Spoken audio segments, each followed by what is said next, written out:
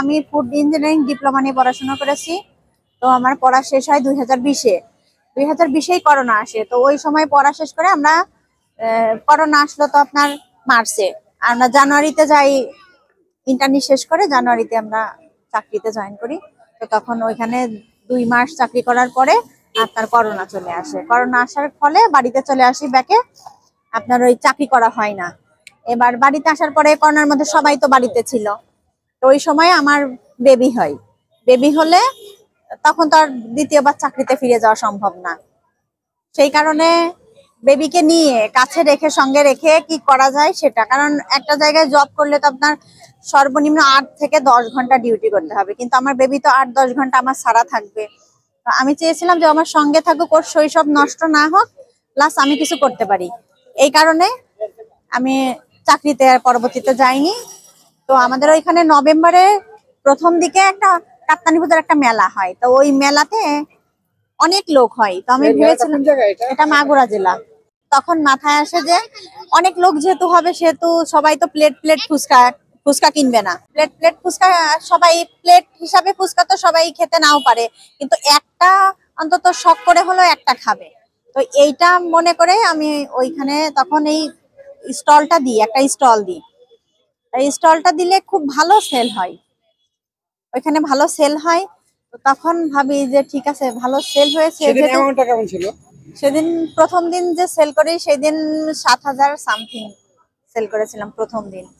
তো তখনও 5 টাকাই ছিল, এখনো 5 টাকায় আছে। 3 বছর আগেও 5 টাকা প্রথম শুরু করেছিলাম, আবার 3 বছর পরে এসেও 5 টাকাতেই আছে। আমি মানে দাম বাড়াইও নি কমাইও নি।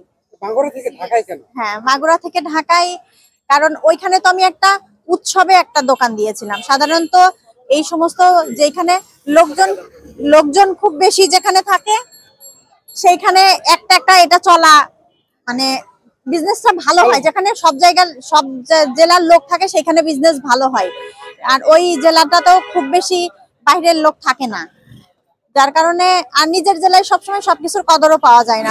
ব্যাকগ্রাউন্ডের একটা ব্যাক আসে, সাউন্ড আসবে যে তুমি এটা করতেছো কেন, তোমার কি বর খেতে দেয় না, বা বর ছেড়ে দেছে, বা চাকরি করো না কেন, এইটাই করার কি দরকার, রাস্তায় নেমে পড়েছো, মানে এই সমস্ত চিন্তা ভাবনা করে দেখলাম যে আমি ঢাকাতে প্রথমে আমি ব্রাহ্মণবাড়িয়াতে শুরু করেছিলাম। তো ওখানেও ভালোই চলেছিল, ভালো। ওখানে এক বছর করেছি, ওখানে খুব ভালো রেসপন্স এসেছিল, ভালো সেল হতো।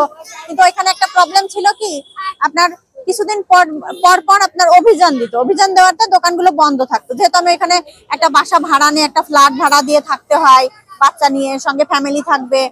তো এখানে যদি আমার এরকম বিজনেস বন্ধই থাকে, মাসের মধ্যে 15-20 দিন যদি বন্ধই থাকে, তাহলে আর আমার লাভ হবে কি? এইটা ভেবে যে আমি ঢাকায় চলে আসলাম। যে ঢাকাতে তো আর এরকম কোনো সিচুয়েশন নেই যে বন্ধ। হ্যাঁ, সময় সাপেক্ষ হয়, পরবর্তীতে আবার চলে আসে। সেটা 1-2 দিনের জন্য, এত লং টাইমের জন্য না। পরে আমি প্রথম ঢাকায় এইখানে এই স্থানেই দোকানটা দিই 2023-এ। তো তখন আপনার প্রথম দিন সেল হয় 400 সামথিং। হ্যাঁ, প্রথম যখন আমি ঢাকাতে দোকান দিই তখন 400 সামথিং, কিন্তু এখন খুব ভালো একটা পজিশনে সেল হয় ঈশ্বরের কৃপায়।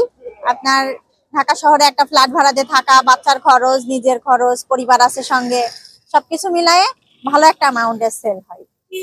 আচ্ছা দিদি, আর আপনারা বিরক্ত করবো না, আরেকটা জিনিস আমি জানতে চাচ্ছি, এই যে আপনার রেসিপিটা, হ্যাঁ একটু মানে আমাকে বলেন তো কোনটা কি দেবেন? এটা ঝালটকটা, যেটা ঝালটক তৈরি করি, দুইটাই তেঁতুলের টকের তৈরি। যেটা ঝাল তৈরি করি ওইটার মধ্যে আপনার বোম্বাই মরিচ থাকে, লেবু থাকে, আর আমার নিজের বানানো একটা মশলা আছে, আর ইন্ডিয়া থেকে একটা মশলা আসে।